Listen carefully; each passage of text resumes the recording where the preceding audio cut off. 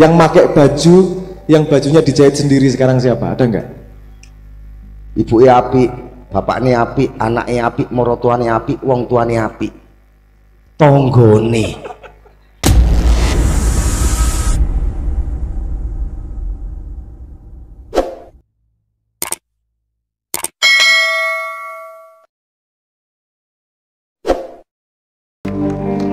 Saya jadi teringat ketika menciptakan lagu ini sekitar berapa ya? Berarti sekitar 18 tahun yang lalu. Ini mungkin nanti bisa dioncei maksudnya, karena ini bukan pengalaman yang maksudnya kalau nggak dioncei bisa jadi salah makna kan gitu. Saya menulis ini ketika saya sedang sangat sedih dalam hidup, karena saya merasa saat itu saya pengen mati. Bukan karena putus asa pada hidup, tapi karena saya tidak paham hidup tuh ngapain. Karena logikanya begini, kalau katanya suruh mencari Tuhan, jalan paling cepat ketemu Tuhan kan mati. Ngapain lama-lama?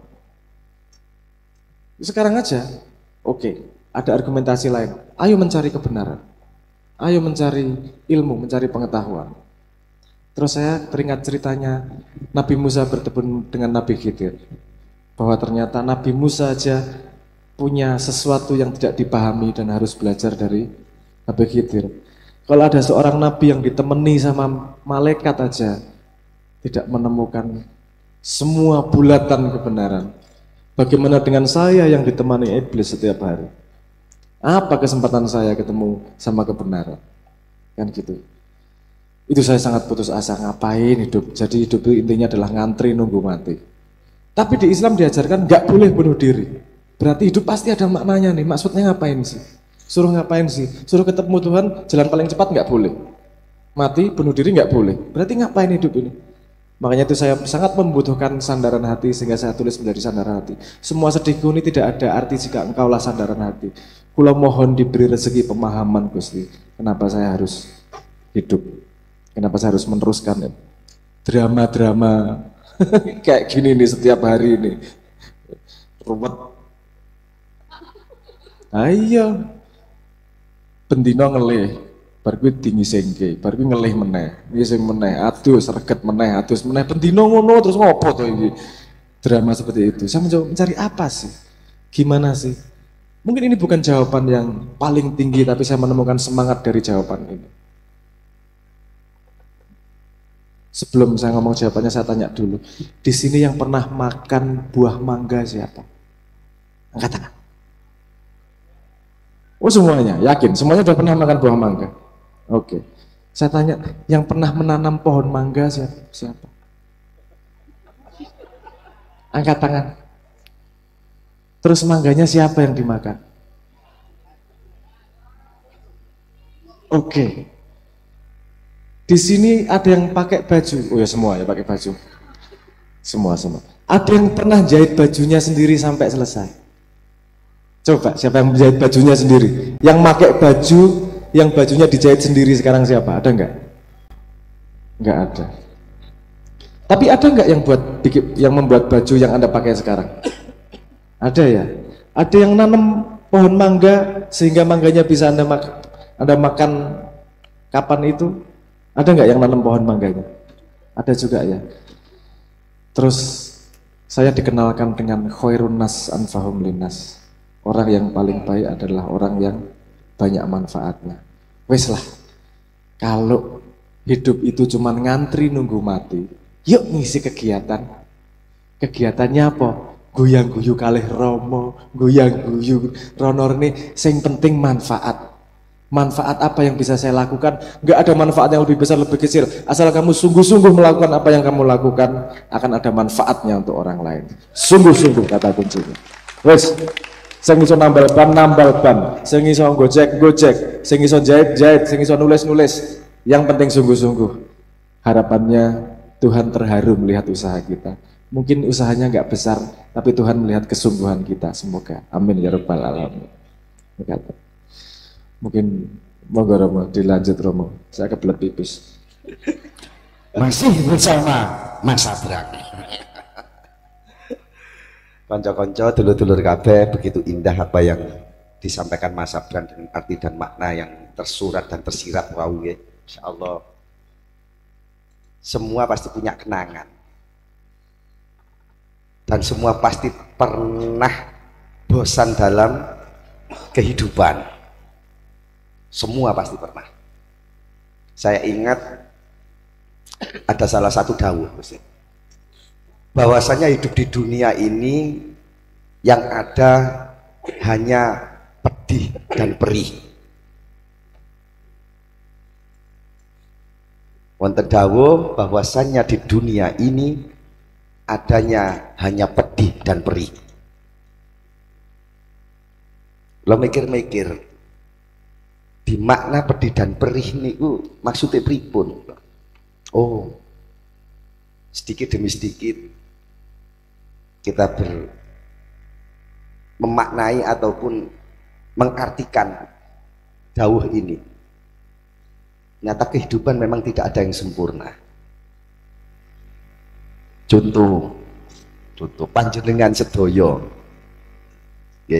panjenengan sedoyo setiap hari pasti hidup sampean terisi dengan kesedihan dan keperihan. Bikinane lo cerita nang arek-arek. Cara dalam kehidupan kita sing gak duwe anak ujiane kepingin duwe anak. Sing duwe anak ujiane ojo sampai akeh anake. Insyaallah. Terus sudah menata kehidupan dalam rumah tangga. Sing lanang soleh, sing wedok nyocot. Ujian. Dibalik. Sing wedok solihah, sing lanang beling, bladus. Wis, kedua belah pihak ini baik. Sing lanang apik, sing wedok apik. Anake wah, berarti gak karu-karuan. Penuh dengan ujian. Ibu bapak baik, anak baik. Moro tuane utang duwe, sambat tok bendino, sambat. Ujian dan cobaan. Engko bapakne makne anake moro tuane apik, wong tuane remek njaluk duit gawe berobat, njaluk terno ngalor, njaluk terno ngidul. Ujian dan cobaan. Ibuke apik, bapakne apik, anake apik, maratuane apik, wong tuane apik. Tanggane insyaallah wiri ae. Bandino niku ahli fitnah wal jamaah. Gak karu-karuan. Ndas ngelu ternyata disantetno. Ya Allah. Ono ae. Bagus semuanya tetangga. Penggaweane ruwet mungsune wakeh. Utange akeh gak iso nyaur-nyaur.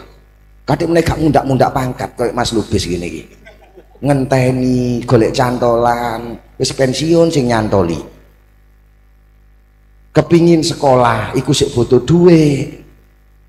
Ujian dan cobaan. Wis semuanya bagus. Umahe sugih, bojone ayu sing lanang ganteng, anake soleh utawa solihah. Tanggane apik. Awake remek gak karu-karuan. Gana udan, gana angin, kena penyakit asam urat, kena darah tinggi, kena kencing pahit, dan lain sebagainya. Jangan harap hidupmu sempurna dan jangan bangga dengan kehidupanmu. Banggalah engkau mempunyai Allah. Karena hidup ini harus kita hadapi dengan bahagia. Harus kita hadapi dengan bahagia. Kembali ke laptop. Judul niki kalau kata ketemu Mas Abdang kurang 2 hari, ada kata-kata ngapunten kula ngatur sejuk. Sejuk niki kalau wingi kula ngomong teng cak temu teng kanca-kanca. Aku gawekno background rek. Background sing ndek mburi niku hutan. Iki hutan opo iki? Gak bisa ngomong aku, hutan bengi gak koyok ngene.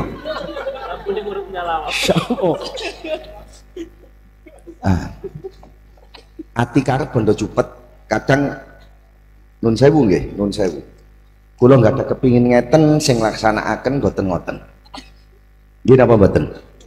Saman mengharap sesuatu kepada siapapun juga, kepada apapun juga, dimanapun juga, kapanpun juga. Nggih. Ngapunten, bukan berarti harus cocok dengan panjenengan. Tapi sing kula garis bawahi dari sini, walaupun tidak cocok dengan apa yang saya pikirkan, jane niki istikharah. Jadi mikir-mikir, janjange Gus Sabreng kalau mau tafakur. Kula mikir-mikir, 2 hari ketemu. Dalam cerita ini yang kami bangga sudah dilaksanakan walaupun tidak cocok dengan pemikiran saya dan gambaran saya. Karena saya yang tahu, saya yang protes. Panjenengan tidak tahu, tidaklah mungkin protes. 2 hari sebelum ketemu Mas Sabrang mau ke gubuk kita di sini, karena acara pada malam hari ini adalah acara akhir sana. Teman-teman santri ujian, setelah melaksanakan ujian semuanya, besok rapotan, kita adakan acara akhir sana. Dan ini bukan secara kebetulan menurut saya, karena ini sudah digambarkan oleh Allah kepada kita. Sudah kita sekarang duduk di sini dengan proses apapun juga, dan kita sudah berhadapan langsung, dan yang saya bahas adalah yang di belakang layar ini. Saya ingat waktu itu setelah tafakur, eling waktu mondok kula cita Gus Muklas, aku eling Gus ngapunten, Ibnu Hajar Al-Asqalani. Ibnu Hajar Al-Asqalani ini dalam sejarah, dia orang yang cinta ilmu, sedang mencari ilmu, gurunya tidak satu. Separuh hidupnya hanya untuk mencari ilmu. Harapan dia kepingin menjadi orang yang alim, tapi harapan itu terkikis setelah setengah umur ngaji niku pirang-pirang puluh tahun tasik mboten saged jangkau dalam tujuan ilmu niku wau. Dan dia mempunyai santri yang namanya Ibnu Hajar Al-Haytami, alim. Suatu ketika dia pulang dari mondok, dia pulang dari berilmu. Ringkas cerita, Ibnu Hajar Al-Asqalani lewat di alas ataupun di hutan. Di hutan itu Ibnu Hajar Al-Asqalani melihat ada salah satu pohon besar, di bawahnya itu ada batu. Ada batu. Kebetulan waktu itu dia melihat ada hujan yang turun. Dari daun itu lewat air hujan yang turun, dia melihat sekitar, melihat batu yang besar di bawah pohon itu dari depan, dari belakang, dari kanan dan kiri. Akhirnya dia memikirkan sesuatu. Waktu dia melihat ke atas batu itu, ada lubang yang seperti lumpang. Dan lubang seperti lumpang itu, dia bertanya, kenapa batu yang sekeras ini bisa berlubang seperti lumpang? Kalau orang natah tidak mungkin, orang nyangkul tidak mungkin, karena ini batu musuhnya. Dia melihat ke atas, ada air turun yang langsung jatuh di batu itu. Ternyata yang mengalahkan batu, air yang turun mungkin saking lamanya akhirnya menjadi lekuan batu. Dia orang yang berpikirnya dalam keilmuan. Akhirnya panjenenganipun Ibnu Hajar Al-Asqalani menyimpulkan, hati saya sekeras batu. Batu itu saja kalah dengan air. Kalau hati kalahnya dengan ilmu. Jangan sampai hati ini terpenjara dengan apa itu? Bingung utawa patah hati, patah semangat. Aku harus berilmu lagi. Dari hutan dia tidak pulang, melihat dari batu itu dia menjadi ilmu, akhirnya dia berangkat lagi, mondok lagi, mencari ilmu lagi. Dan disitulah Allah membukakan rahmatnya kepada Ibnu Hajar Al-Asqalani. Sampai dia terkenal di kitab itu mempunyai ilmu laduni. Karena dia adalah musonef. Dia yang mengarang Naswaihul Ibad. Dan dia hafal hadis-hadis. Wong ngapal Quran, jarang ngapal hadis. Ngapunten Gus, ngapunten. Banyak orang hafal Quran, tapi hadis belum tentu dia banyak hafal. Tapi Ibnu Hajar Al-Asqalani dari laduni Allah langsung, dengan keteguhan dia, kesabaran dia, yang memberikan ilmu itu adalah Allah sendiri. Sampai sekarang yang sering kita baca di pondok pesantren, kitab Naswaihul Ibad adalah kitab yang untuk menasehati diri kita untuk menjadi orang yang dikatakan mukmin, tapi mukmin sejati, muslim sejati, beriman yang sejati, hidup yang sejati, bahagia yang sejati. Jadi semua itu disejatikan, dilanggengkan, kata-kata itu seperti itu. Akhirnya dari cerita seperti itu kita punya tema sejuk. Dan sejuk itu kata kiasan. Biasanya sejuk niku diibaratkan dengan udara. Tapi banyak juga sejuk itu bukan diibaratkan dengan udara. Bisa dengan pikiranku ini sejuk, delok wajahmu sejuk, ini hatiku sejuk. Dan apakah sejuk itu? Nah, ibarat-ibarat seperti ini, pertanyaan-pertanyaan yang konyol seperti ini sebenarnya jangan sampai didalami. Nikmati dan syukuri apa yang ada agar hidup kita bahagia dan berkah. Menurut kami seperti itu. Jadi apapun yang menjadikan diri kita bertanya-tanya dan pertanyaan itu menjadikan diri kita tambah tidak tahu, kembalikan lagi kepada kata-kata tadi. Nikmati dan syukuri apa yang ada agar kehidupan kita bahagia dan berkah. Kata-kata niki nggih nemu-nemu dhewe mang niku dadele rong dina barang marino aku maju ndelok ndek mburi endi iki hutane endi aku ngono ana banyu roto tapi kok cahayae ngono banyune sing model ya apa aku lumpange sing endi aku bingung. Jadi mungkin itulah yang sudah kita bicarakan pada malam hari ini dengan tema sejuk, ditambahi boleh depannya kesejukan boleh, ataupun hanya sejuk saja boleh. Muga-muga sampean saiki atine sejuk, pikirannya sejuk, ya, memandang wajah seseorang dan siapapun juga dengan kesejukan. Ya. Nikmati yang ada agar hidup kita bahagia dan berkah. Allahumma amin ya rabbal alamin.